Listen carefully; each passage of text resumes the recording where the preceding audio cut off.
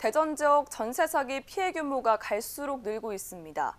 피해자 대부분은 다가구 주택에 거주하던 20, 30대인데요. 이들을 위해 전세 사기 피해 지원센터도 매주 화요일마다 오후 9시까지 연장 운영에 들어갔습니다. 박현수 기자입니다. 대전 전세 사기 피해 규모가 늘고 있습니다. 지난해 전세 사기 피해 지원 특별법이 시행된 이후 대전은 서울과 경기, 인천에 이어 네 번째, 수도권 다음으로 피해가 많은 지역이 됐습니다.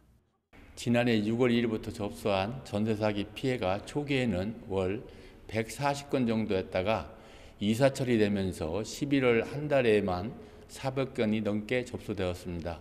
지금은 한 달 평균 240건 정도로 피해 규모가 전보다 증가하였고 2월 16일 기준 총 1,869건이 접수된 상태입니다.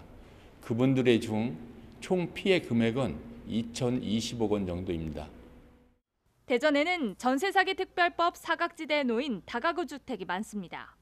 때문에 학생이나 생업에 종사하는 20, 30대의 피해가 컸습니다. 우리 시 같은 경우는 피해자의 96%가 다가구 주택에 거주하고 있는 임차인이고 1, 2인 가구와 신혼부부 피해가 86%에 달하는 등 2030 청년층의 피해가 집중돼 특징이 있습니다. 특히 올해 같은 경우 부동산 경기 불안과 역전세난이 여전히 계속되고 있어서 지난 21년, 22년 부동산 호황기에 임대차 계약하신 분들의 계약 기간이 끝나는 시기에 피해자 접수가 크게 늘어날 가능성이 있습니다. 피해자들은 매일을 고통 속에 지내고 있습니다. 사회 첫 발을 내딛자마자 큰 상처를 입게 된 20, 30대 청년들은 보증금을 한 푼도 돌려받지 못한 채 소가리를 하고 있습니다. 여기에 그치지 않고 건물 전체가 경매로 넘어간다는 통지서까지 받게 돼 쫓겨날 위기에 처했습니다.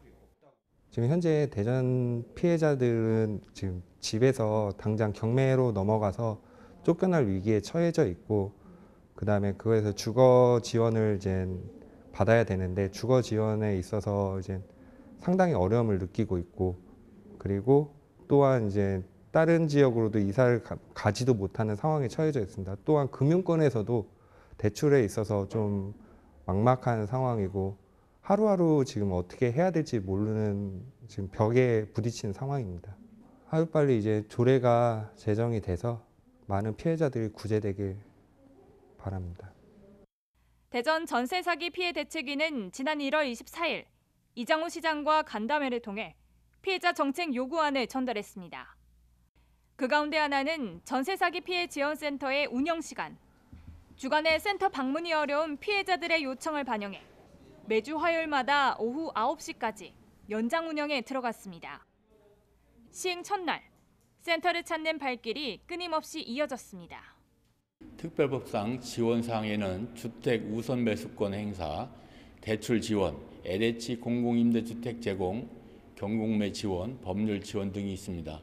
지원 신청을 하기 위해서는 우선 전세 사기 피해자로 결정을 받으셔야 하는데 전세 사기 피해가 의심되는 분들을 필요한 서류를 준비하셔서 우리 센터에 피해자 결정 신청을 해주시면 됩니다.